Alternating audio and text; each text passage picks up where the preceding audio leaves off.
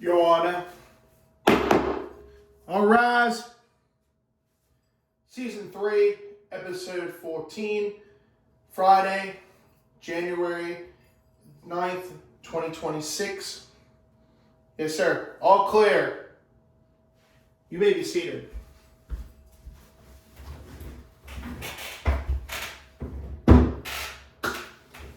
Good afternoon, and I hope you are having a wonderful Friday afternoon here.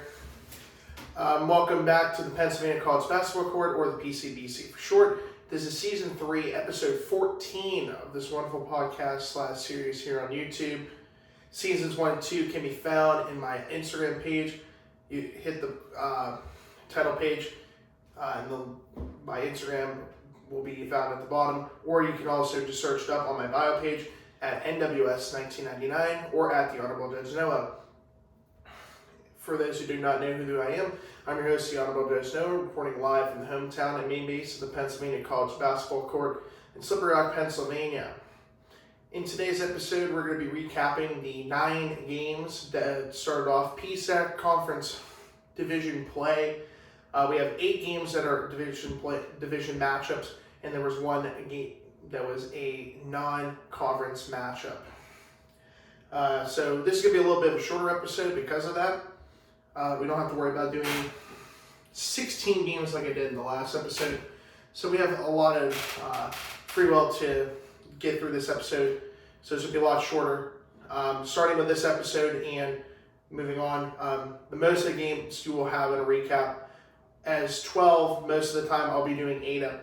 Most of the time between now and the end of the regular season, I will be doing 8 games per episode because we have division play. So these games are a lot more important. So I want to try to get through these games and explain the situation with each and every one of these games from here until the end of the season. As we already have, in terms of the number of games, we only have about 135-ish games to recap until the PSAC men's basketball tournament, which starts in the first week of March. And then we'll do an episode for each of the rounds of the PSAC men's basketball tournament once the regular season ends on February 28th. But for now, we're going to start off with recapping the games from Wednesday, January 7th. And then we'll do a preview for the games coming up tomorrow on Saturday, January 10th. We have 8 games on this. We actually have 1 game tonight coming up in the next couple hours, and then 8 games tomorrow, with one of those games being a game that was rescheduled from December 10th to tomorrow, which is January 10th. And then we'll do episode 15 on Tuesday, January 13th, and that is when I will do my next IUP men's basketball scouting report game, which we have Slippery Rock University on the schedule for next Wednesday, January 14th. But if you've enjoyed this series so far, please hit that like button, leave a comment down below, and don't hit the big white subscribe button, as we're getting a couple more subscribers today, near 70 already, which is hard to believe. So keep telling your friends about it, and let's see how far we get to the end of the season. With that being said, Episode 14 is officially underway. So the first game we're going to start is the 3 o'clock game that happened on Wednesday. That is at the Decker Gymnasium. Westchester traveling to Mansfield. In the first half, Westchester outscored Mansfield 58-33. Second half, Westchester outscored Mansfield 55-42. As the Golden Rams won this game very easily, 113-75 over the Mountaineers. This was the game I ended up watching a good amount. Actually, I almost watched the entirety of this game from start to finish. Westchester improves to 9-4 and 3-3 in conference play, while the Mountaineers dropped to 1-11 and 0-6 in conference play. My player of the game for the Golden Rams is Gabe Moss. In 18 minutes, he was 9 of 10 from the floor, 4 of 7 from the free throw line, 4 rebounds, 1 assist for 22 points. Ruben Rodriguez in 24 minutes had 6 rebounds, 2 assists, and 4 steals for 20 points. And Anthony McCall in 15 minutes had 1 rebound, 4 assists for a total of 10 points. Then Joe Sedora off the bench in 12 minutes had 5 rebounds for a total of 10 points. In the first half, Westchester shot 55.3% from the floor, 40% from three-point range, and 70.6% from the free throw line. In the second half, they shot 60.5% from the floor, 50% from three-point range, and 75% from the free throw line. Overall, the Golden Rams of Westchester shot 57.9% from the floor, 43.8% from three-point range, and 72% from the free throw line. For the Mountaineers, my player of the game goes to Juju Pagan. In 24 minutes, he was 4 of 6 from the floor, 1 of 1 from three-point range, 6 of 10 from the free throw line, 1 rebound, and 1 steal for 15 points. Jackson Henry off the bench in 25 minutes had 2 rebounds, 1 block, and 1 steal for 13 points. Dearmid Stewart off the bench in 24 minutes had 3 rebounds, 2 assists, 1 block, and 3 steals for 12 points. And Ty Barrett in 23 minutes off the bench had 1 assist and 10 points. In the first half, Mansfield shot 46.4% from the floor, 33.3% from three-point range, and 33.3% from the free throw line. Second half, they shot 52.4% from the floor, 42.9% from three-point range, and 65.4% from the free throw line. Overall, the Mountaineers of the Commonwealth University in Mansfield shot 49% from the floor, 37.5% from three-point range, and 55.3% from the free throw line. So I got that game correct. Out of the 9 games, only 2 of them I did not get correct. So that brings our total right now. Once we get done with this, we are currently sitting at a record of 124 out of 167 games correct, or about 74.3% of the games I've gotten correct so far. So very good start so far this year. All right, so our next game takes us to the Keystone Arena. This was the only 7 o'clock game on the schedule, and that was between the Golden Bears of Kutztown and the Wolves of Cheney, former PSAC school, now as a D2 independent. In the first half, Kutztown outscored Cheney 29-23. In the second half, Kutztown outscored Cheney 51-30. As the Golden Bears secured their 3rd win of the season, non-conference win, of course, as they go to 3-7, while Cheney drops to 5-13. My player of the game for Cheney is D'Angelo Lake. In 32 minutes, he was 5 of 11 from the floor, 1 of 2 from three-point range, 3 of 6 from the free throw line. Close to a double-double. He had 9 rebounds, 1 assist, and 2 blocks for 14 points. S.J. Hutcherson, the former Wheeling Cardinal, 23 minutes, had 6 rebounds, 2 assists, and 1 steal for 10 points. In the first half, Cheney shot 17.95% from the floor, 13.3% from three-point range, and 70% from the free throw line. In the second half, they shot 38.2% from the floor, 27.3% from three-point range, and 20% from the free throw line. Overall, the Wolves of Cheney shot 27.4% from the floor, 18.2% from three-point range, 19.2% from three-point range, and 53.3% from the free throw line. For Kutztown, my player of the game goes to Jordan Nicole Abisolo. Even though he did not have the missed points, he still had a very impressive performance, and that's why he gets a nod over Jalen Bryant. Nicole Abisolo in 34 minutes went 9 of 14 from the floor and 2 of 2 from the free throw line, had 15 rebounds for a total of 20 points. Jalen Bryant led the way for the Golden Bears with 24 points, 8 rebounds, 3 assists, and 1 steal in 37 minutes. And Yamir Satterfield in 28 minutes had 11 points, 1 rebound, 4 assists. In the first half, Kutztown shot 41.4% from the floor, 12.5% from three-point range, and 50% from the free throw line. Second half, they shot 51.4% from the floor, 42.9% from three-point range, and 81.8% from the free throw line. Overall, the Golden Bears of Kutztown shot 46.9% from the floor, 31.8% from three-point range, and 68.4% from the free throw line. Got that game correct as well. So the following 7 games, to recap, these were all 7:30 p.m. Eastern Standard Time games. Starting off with Pitt Johnstown and IUP. This was a good win for the Crimson Hawks, I will say. They did hang on to win this game, and believe it or not, they actually outscored their opponent in both halves this time. And this game, of course, was played at the KCAC in Indiana, Pennsylvania. In the first half, IUP outscored Pitt Johnstown 45-38. In the second half, IUP outscored Pitt Johnstown 35-32. IUP wins this game 80-70 over Pitt Johnstown. IUP improves to 10-2 and 6-1 in conference play. Pitt Johnstown drops to 9-6 and 3-4 in conference play. For Pitt Johnstown, my player of the game is going to go to Baden Forup. Again, not the highest scoring player, but still had very impressive numbers. In 36 minutes, he was 6 of 11 from the floor, 4 of 6 from the free throw line. He had 16 rebounds, 4 assists, 1 block, and 1 steal for 16 points. Jay Rose led the way for the Mountain Cats. In 24 minutes off the bench, he had 1 steal for 18 points. And then Will Kromka had 5 rebounds, 1 assist, and total 16 points in 37 minutes. In the first half, Pitt Johnstown shot 50% from the floor, 33.3% from three-point range, and 100% from the free throw line, going 5 out of 5. Second half, they shot 38.5% from the floor, 40% from three-point range, 72.7% from the free throw line. Overall, the Mountain Cats of Pitt Johnstown shot 44.6% from the floor, 36.8% from three-point range, and 81.3% from the free throw line.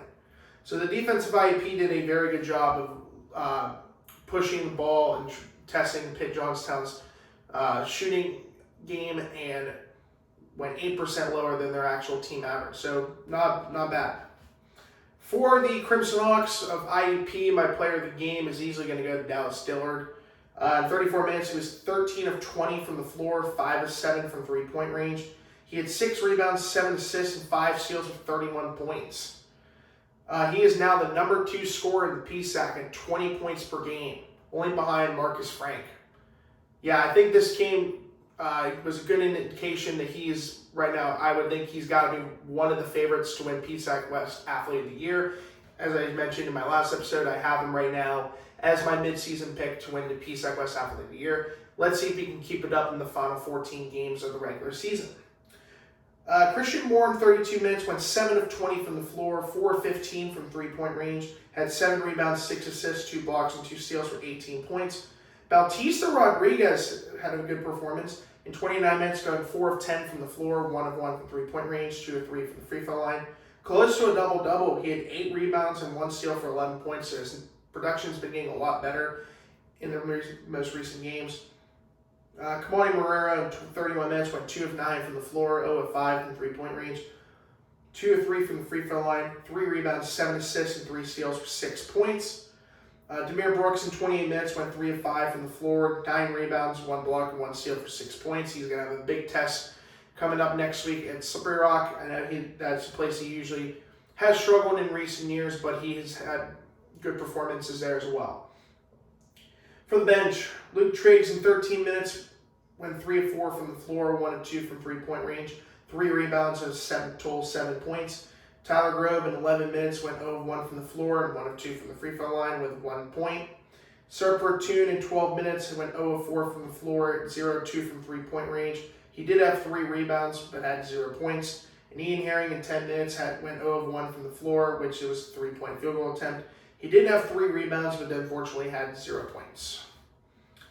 In the first half, IUP shot 46.2% from the floor, 47.4% from three-point range, and 0% from the free throw line because they didn't take any free throw attempts. Second half, they shot 40% from the floor, 14.3% from three-point range, and 62.5% from the free throw line.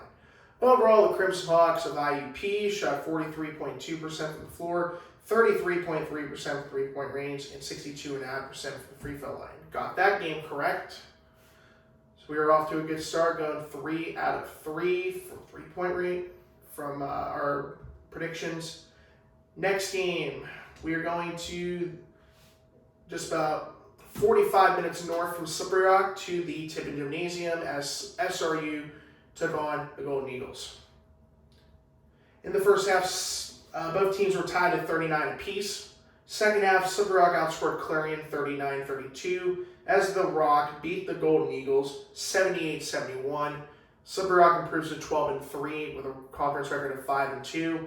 Clarion drops to 7-8, and their conference record now goes down to 2-5. For Slippery Rock, my player of the game is Dame Givner. 36 minutes, he was 9 of 16 from the floor, 3 of 4 from three-point range, 3 of 5 from the free throw line, 6 rebounds, 1 assist, and 1 steal for 24 points. Sheikh Samora in 28 minutes had 8 rebounds, 1 assist, 2 blocks, and 1 steal for 16 points.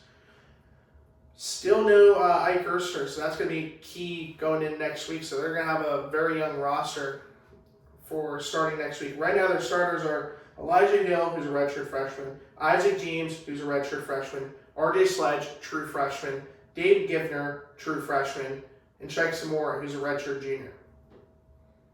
A lot of young talent for the Rock, I must say. In the first half, Slippery Rock shot 53.1% from the floor, 55.6% from three-point range, and 0% from the free throw line going of 2. Second half, they shot 50% from the floor, 20% from three-point range, 52.9% from the free throw line.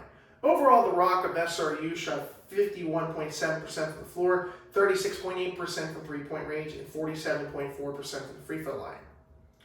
For Penn West Clarion, my player of the game goes to Trey Nelson. In 35 minutes, he went 8 of 9 from the floor and 2 of 4 from the free throw line. Had 2 rebounds, 4 assists, and 2 steals for 18 points. Justice Easter had 2 rebounds, 1 block, and 2 steals, and 16 points in 29 minutes. Gavin Cote had 3 rebounds and 1 steal for 12 points in 31 minutes.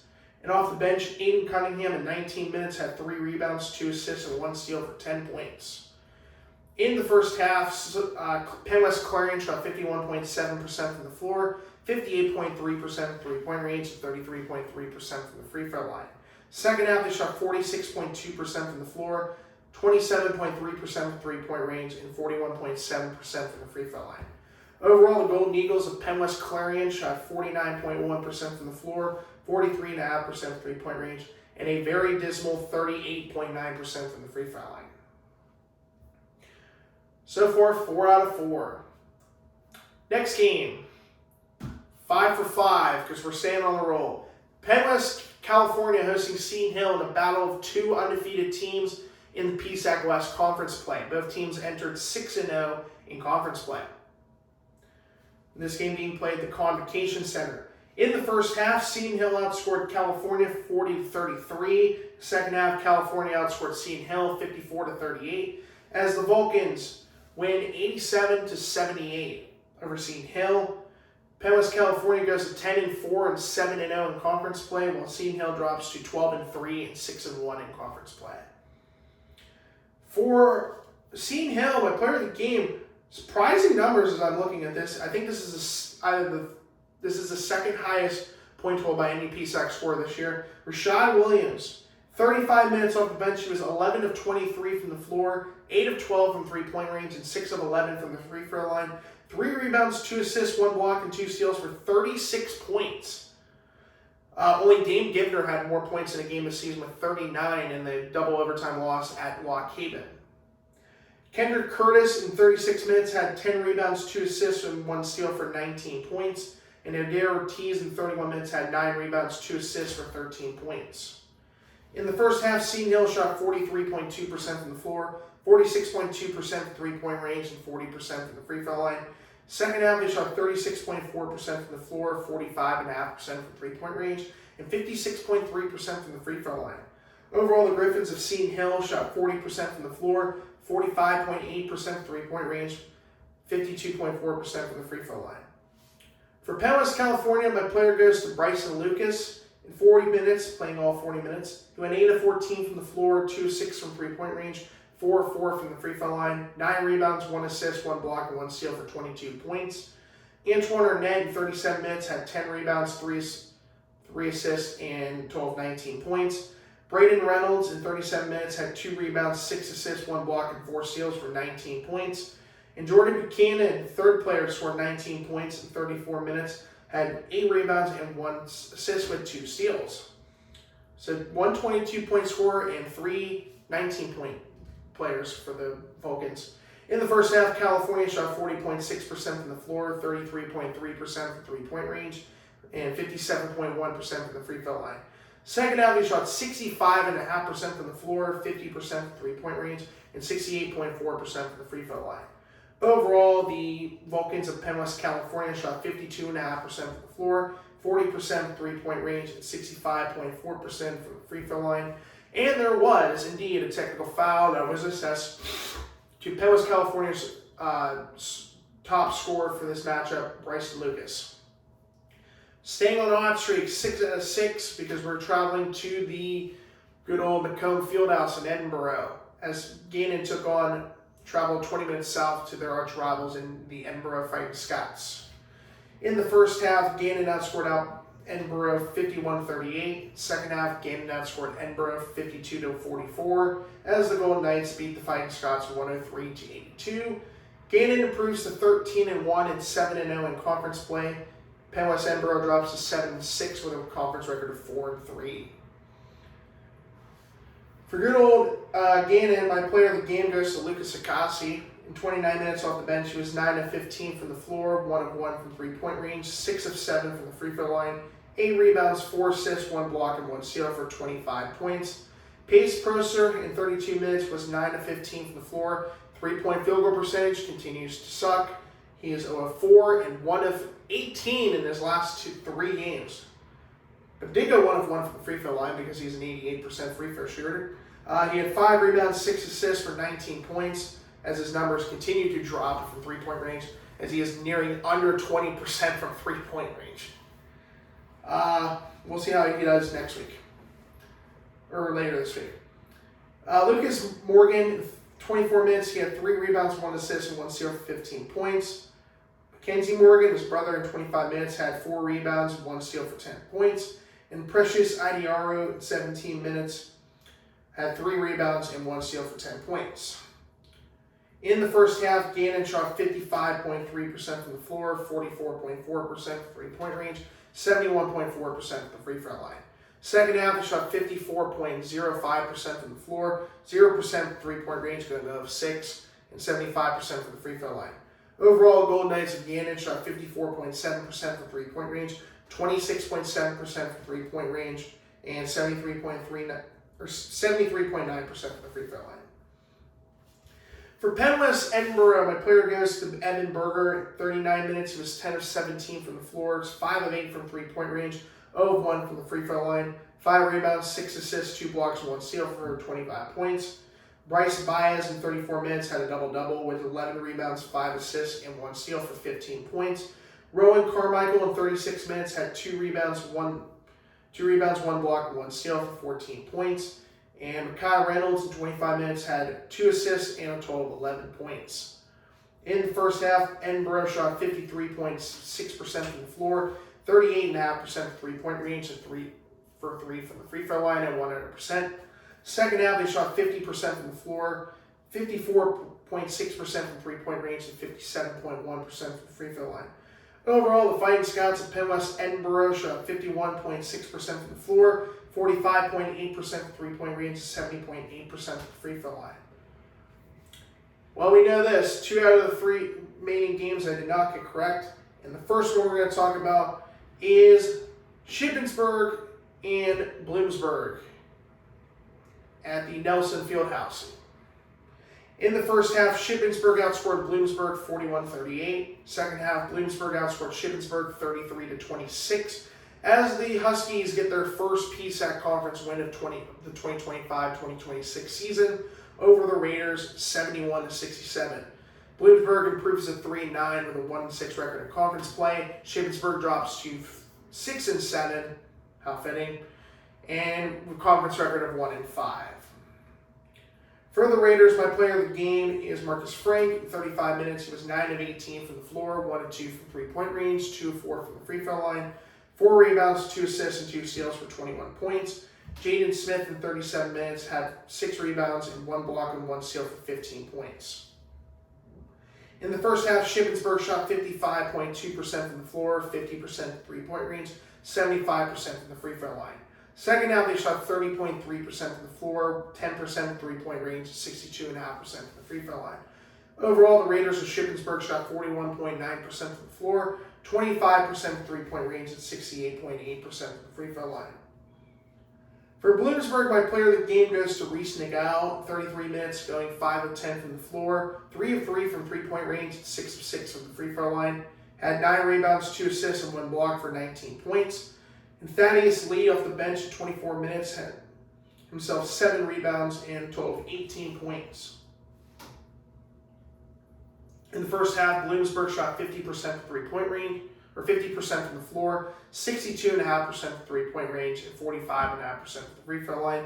Second half, they shot 38.7% from the floor, 42.9% three-point range, 66.7% from the free throw line. Overall, the Huskies of the Commonwealth University of Bloomsburg shot 44.1% from the floor, 53.3% three-point range, and 55% from the free throw line. So that was one of two games I did not get correct. The next game we're going to be talking about, I also did not get correct. That game was at the Priscilla Gymnasium. Good matchup between East Stroudsburg and Millersville. Both teams entered the matchup 8-4 with an same identical record in terms of their overall record. In the first half, Millersville outscored East Stroudsburg 34-33. Second half, East Stroudsburg outscored Millersville 41-34.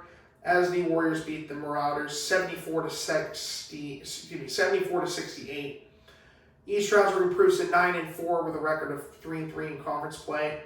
Millersville drops to 8-5 with a 3-3 record in conference play. For East Stroudsburg, my player of the game goes to the freshman Kenny Williams. 22 minutes off the bench, he was 3 of 8 from the floor, 1 of 4 from three-point range, 6 of 6 from the free throw line, 1 rebound, 1 assist, and 1 steal for 13 points. And Adrian Brito, in 16 minutes off the bench, went 5 of 9 from the floors, 0 of 2 from three-point range, 1 of 1 from the free throw line, 5 rebounds, and 1 steal for 11 points. In the first half, East Stroudsburg shot 48.2% from the floor, 35.7% from three-point range, and 50% from the free throw line. In the second half, they shot 37% from the floor, 14.3% from three-point range, and 83.3% from the free throw line. Overall, the Warriors of East Stroudsburg shot 42.8% from the floor, 28.6% from three-point range, and 78.6% from the free throw line. For Millersville, my player of the game is Siraj Ali. In 36 minutes, he was 8 of 10 from the floor, 0 of 1 from three-point range, 9 of 13 from the free throw line, 1 rebound, 1 assist, 2 blocks, and 1 steal for 25 points. Amir Hurst, in 33 minutes, had 3 rebounds, 4 assists, and 1 steal for 12 points. And Cesar Shalombo, in 26 minutes, had 7 rebounds, 3 assists for 12 points. Dave Waters had 9 points in this game in 37 minutes. In the first half, Millersville shot 52% from the floor, 33.3% three-point range, and 66.7% from the free throw line. Second half, they shot 50% from the floor, 28.6% from three-point range, and 66.7% from the free throw line. Overall, the Marauders of Millersville shot 51.1% from the floor, 30.8% three-point range, and 66.7% from the free throw line. The good news is we end our 9th and final game to recap tonight in a win category as we go to the BAC, the Butcher Athletic Center in Shepherdstown, West Virginia, as the Rams hosted the Bald Eagles of Lock Haven. In the first half, Shepherd outscored Lock Haven 49-34. Second half, Shepherd outscored Lock Haven 47-41. Shepherd winning this game at 96-75 over Lock Haven. The Rams are now the #1 team in the PSAC East with I believe it is a 4-2 record in conference play. Double check that. Yes, they are 4-2 in conference play and 8-5 overall this year. While the Bald Eagles of Lock Haven dropped to 3-8 and a 1-5 record in conference play. For Lock Haven, my player of the game goes to Dean Coleman Newsom. In 33 minutes, he was 10 of 23 from the floor, 3 of 6 from three-point range, 6 of 8 from the free throw line, 6 rebounds, 3 assists, and 1 steal for 29 points. Dylan Scott, in 30 minutes, had 3 rebounds, 3 assists for 14 points. And Devin Nelson off the bench in 32 minutes had himself 5 rebounds, 2 assists, and 1 block for 13 points. In the first half, Lock Haven shot 48.4% from the floor, 33.3% from three-point range, and 0% from the free throw line going 0-1. Second half, they shot 48.3% from the floor, 14.3% from three-point range, and 80% from the free throw line. Overall, the good old Bald Eagles of the Commonwealth University of Lock Haven shot 48.3% from the floor, 26.3% from three-point range, and 75% from the free throw line.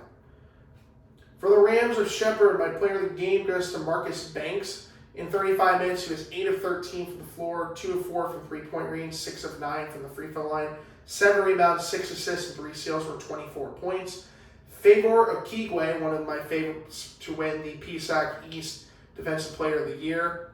Though I have Cesar Shalombo right now as winning that award. In 29 minutes, he had 3 rebounds, 3 assists for 22 points. Duada Traore, 38 minutes, had 6 rebounds, 1 block for 16 points. Then Brody Davis, in 36 minutes, had 8 rebounds, 3 assists for 14 points. And Elaine Wardlaw, in 30 minutes off the bench, had 2 rebounds, 4 assists, and 1 steal for 13 points. In the first half, Shepard shot 74.1% from the floor, going 20 of 27, and 60% from three-point range, 33.3% from the free throw line. Second half, they went 58.1% from the floor, 18.2% from three-point range, 64.3% from the free throw line. Overall, the Rams with Shepard shot a very impressive 65.5% from the floor, 38.1% from three-point range, and 52.2% from the free throw line. Going to the standings, where we sit right now after the first day of PSAC division play. Starting in the East. First place, we have Shepard. They are 4-2 in conference play and with an overall record of 8-5 on a 4-game winning streak. Millersville is in second place. They're 3-3 in conference play, 8-5 overall on a 2-game losing streak. Westchester is third at 3-3 in conference play, 9-4 overall, 1-game winning streak, and the win against Mansfield. Fourth place is East Stroudsburg. They're 3-3 in conference play, 9-4 overall, and a 2-game winning streak. That's where the fun ends. That's where the fun ends in the PSAC East, because the next 5 teams have a record of either 1-5 or 0-6. That's how bad the PSAC East has been so far this year. Fifth place is Commonwealth University of Lock Haven. They're 1-5 in conference play, but a 5-8 record overall with a 2-game losing streak. Shippensburg in sixth place with a 1-5 record in conference play, 6-7 overall and a 1-game losing streak. Seventh place is Bloomsburg, so they move up 1 spot from the previous episode. They are 1-5 in conference play, 3-9 overall and a 1-game winning streak in the win against Shippensburg. Kutztown now drops to 8th with an 0-5 record in conference play, 3-7 overall and a 1-game winning streak in a non-conference game against Cheney. They are one of only 2 teams in the PSAC who do not have a conference win.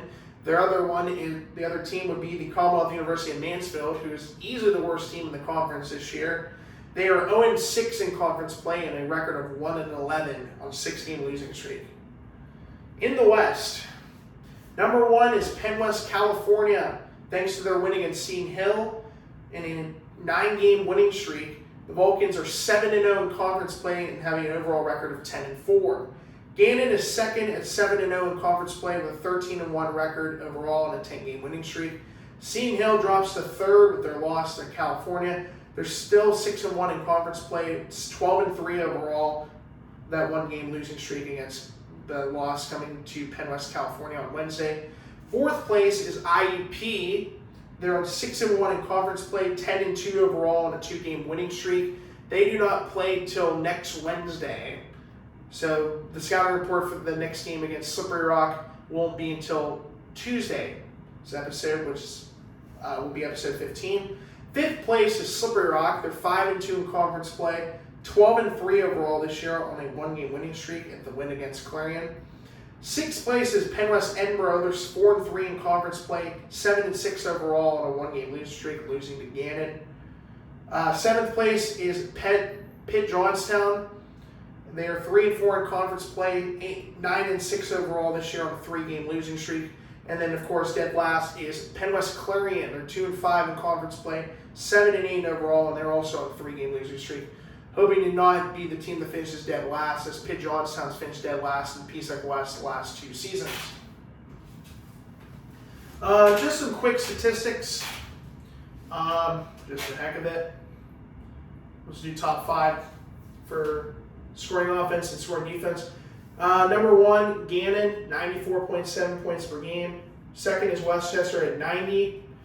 East Stroudsburg's number 3 at 88.6. IUP is number 4 at 86.8. Seton Hill is at 86.7, number 5. Defensively, California's number 1 at 71.1 points per game allowed. IUP is right behind them at 71.4. Shepard is third at 72.6. Ganon is fourth 73.6. That's surprising. Ganon's defense is in the top 5. Fifth place is Slippery Rock at 74.3 points per game allowed.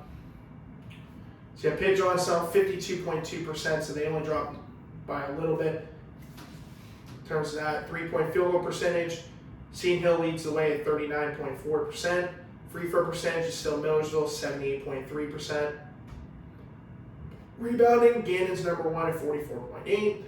And turnover assist ratio, IUP now leads the way. It was Seton Hill and Edinboro. Now it's IUP at 1.43. They average 17.2 assists over 12 They have 206 assists over 144 turnovers. So 17.2 assists per game, only 12 turnovers allowed, so that's impressive. And then, yeah, that's pretty impressive. I did not know they were number 1 now. But we'll do that when we do our scouting report for the next episode. With that being said, that is going to conclude Season 3, Episode 14 of this, the PCBC. Hope you guys enjoyed, and I will see you guys on Tuesday, January 13th, which is actually my oldest dog, Tucker's 4th birthday. So he may end up being on the air. We'll see what happens. We'll try, but we'll see how it goes. Until then, I'm your host, the Honorable Judge Noah, reporting live from the hometown and main base of the PCBC. That is the good old town of Slippery Rock, Pennsylvania, saying so long, and I will see you guys on Tuesday for Season 3, Episode 15. Until then, this case is now on rest.